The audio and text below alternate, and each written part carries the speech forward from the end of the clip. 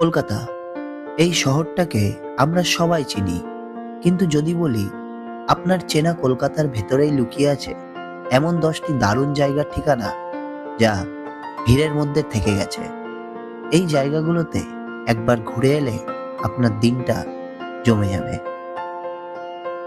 আমরা আজ শুরু করব 10 নম্বর জায়গা থেকে, আর শেষ করব সেই 1 নম্বর স্থানটিতে, যা শহরের এক বিখ্যাত রহস্য।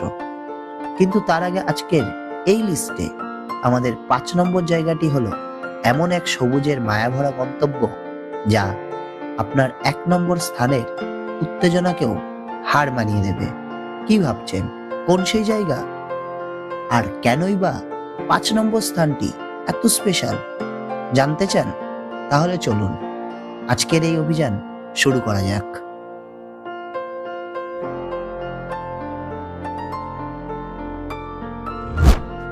আমাদের 10 নম্বর স্থানে আছে ছোটবেলার এক জাদুঘর। এটি শুধু বাচ্চাদের নয়, এখানে গেলে আপনিও হারিয়ে যাবেন শৈশবে। জায়গার নাম নেহেরু চিলড্রেন মিউজিয়াম। এখানে আছে রামায়ণ ও মহাভারতের পুতুল গ্যালারি, যা আপনাকে মুগ্ধ করবে। এছাড়াও বিভিন্ন দেশের ঐতিহ্যবাহী পুতুল দেখে মনে হবে যেন সারা পৃথিবীর ছোটরা এখানে ভিড় করেছে। কিভাবে যাবেন? সবচেয়ে কাছের metro station Rabindra Sadan. Station থেকে হেঁটে মাত্র 10 মিনিটের পথ। আর আমাদের লিস্টের 9 নম্বরে আছে গঙ্গার ধারে এক শান্তির ঠিকানা। দিনের শেষে এখানে বসলে এক অন্য কলকাতাকে আবিষ্কার করবেন। জায়গার নাম মিলেনিয়াম পার্ক। গঙ্গার পাড়ে দাঁড়িয়ে এই পার্ক থেকে হাওড়া ব্রিজের এক নতুন ভিউ দেখা যায়। এখানকার সবুজ ঘাস আর নদীর শান্ত ঢেউ আপনার মনকে আরাম দেবে। সন্ধ্যায় আলো জ্বলে উঠলে ছবি তোলার জন্য এটি সেরা জায়গা। কিভাবে যাবেন?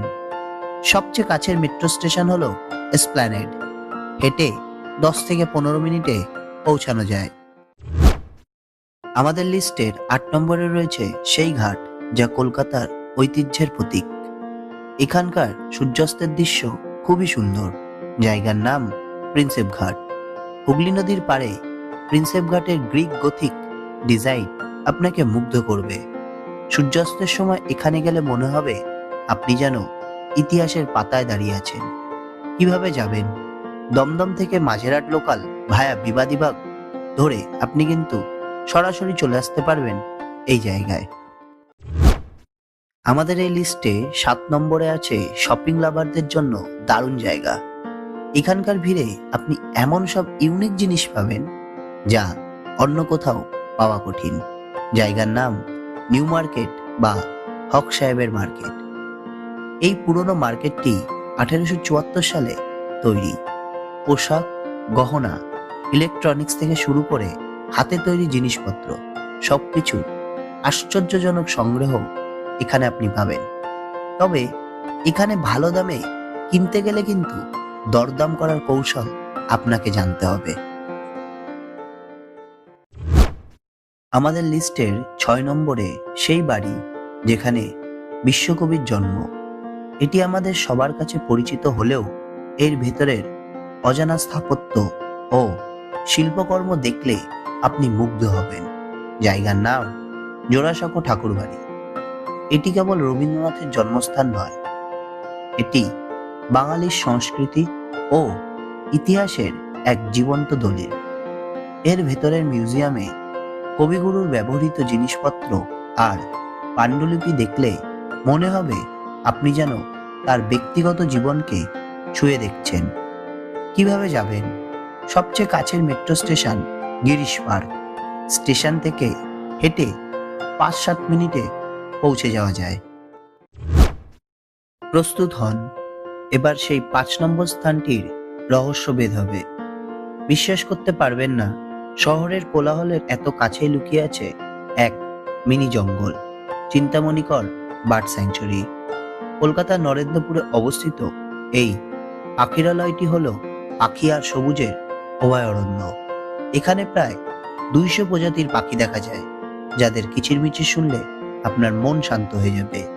কিভাবে আসবেন? শিয়ালদহ হয়ে দক্ষিণ শাখা থেকে ট্রেনে সোনারপুর স্টেশনে নামুন। সেখান থেকে অটোতে কামালগাজী মোড় হয়ে সহজেই পৌঁছানো যায়। আপনি যদি চিন্তামণিকর বার্ড স্যাংচুরির সম্পূর্ণ ভিডিও দেখতে চান তাহলে এখনই উপরে দেওয়া আই বাটনে ক্লিক করুন।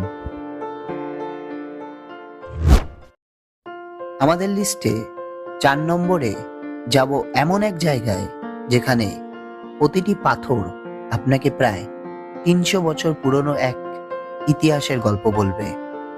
এখানকার নীরবতা এক আশ্চর্যজনক রহস্য নিয়ে আসে। জায়গার নাম সাউথ পার্ক স্ট্রিট সিমেট্রি। 1767 সালে তৈরি এই সিমেট্রির ভিক্টোরিয়ান ও গথিক স্থাপত্য খুবই সুন্দর। বিশাল সমাধিস্তম্ভ আর পুরনো গাছপালা এক আকর্ষণীয় পরিবেশ তৈরি করে। দিনের বেলায় এর সৌন্দর্য অবশ্যই দেখা উচিত। কিভাবে যাবেন? শিয়ালদা থেকে বাসে মল্লিক বাজার ক্রসিংয়ে নেমে সামান্য হাঁটলেই পৌঁছে যাবেন এই স্থানে।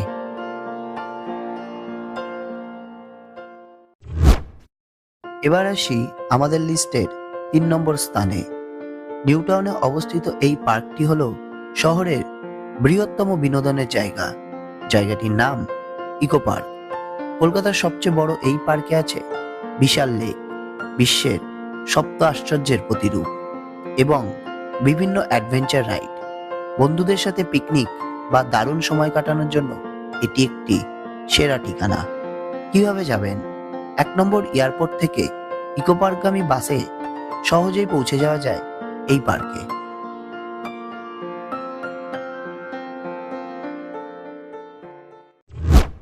আমাদের লিস্টের 2 নম্বর স্থানে আছে এমন এক জায়গা যা কলকাতার সবচেয়ে পুরনো চার্চ। এই শান্ত পরিবেশই এর গোপন সৌন্দর্য। জায়গাটির নাম আর্মেনিয়ান চার্চ। 1724 সালে তৈরি এই চার্চটি কলকাতার প্রাচীনতম গির্জা। এর শান্ত সুন্দর ডিজাইন আর বাগানের প্রবেশ করলে আপনার মন এক ঐতিহাসিক নীরবতা খুঁজে পাবে। কিভাবে যাবেন? এটি বড়বাজার এলাকায় অবস্থিত। সবচেয়ে কাছের মেট্রো স্টেশন হলো মহাকরণ। আর সবশেষে 1 নম্বরে আছে আমাদের বিজ্ঞান ও প্রযুক্তির এক রোমাঞ্চকর জগৎ। এই জাদুঘরে আছে এমন সব মজার গ্যালারি যা আপনাকে আবিষ্কারের নেশায় বুঁদ করে দেবে। জায়গাটির নাম বিড়লা সায়েন্স মিউজিয়াম। কলকাতার প্রথম এই বিজ্ঞান সংগ্রহশালাটি মূলত হাতে কলমে বিজ্ঞানকে বোঝার জন্য তৈরি করা হয়েছিল। এখানকার সায়েন্স শো দেখলে মনে হবে আপনি যেন কোনো জাদুকরের ঘরে আছেন। কিভাবে যাবেন? বিড়লা মিউজিয়ামের সম্পূর্ণ ভিডিও দেখতে এখনই উপরে দেওয়া আই বাটনে ক্লিক করুন। তো বন্ধুরা, কেমন লাগলো কলকাতার এই 10টি দারুণ ঠিকানা? আমরা দেখলাম এক পাশে যেমন আছে 1 নম্বর স্থানের বৈজ্ঞানিক জাদু, ঠিক তেমনি আরেক পাশে আছে 5 নম্বর স্থানের প্রাকৃতিক শান্তি।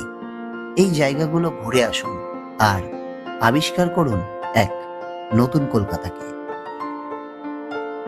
আপনার মতে এই 10টির মধ্যে কোন জায়গাটি সবচেয়ে বেশি আকর্ষণীয়? কমেন্ট করে অবশ্যই জানাবেন।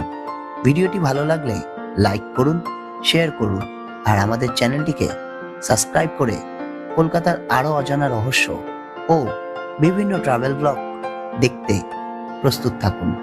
দেখা হবে পরবর্তী কোনো গল্পে, পরবর্তী কোনো অভিযানে। ততক্ষণ পর্যন্ত ভালো থাকুন, সুস্থ থাকুন আর হ্যাঁ, অবশ্যই পরবর্তী অভিযানের জন্য প্রস্তুত থাকুন। টাটা।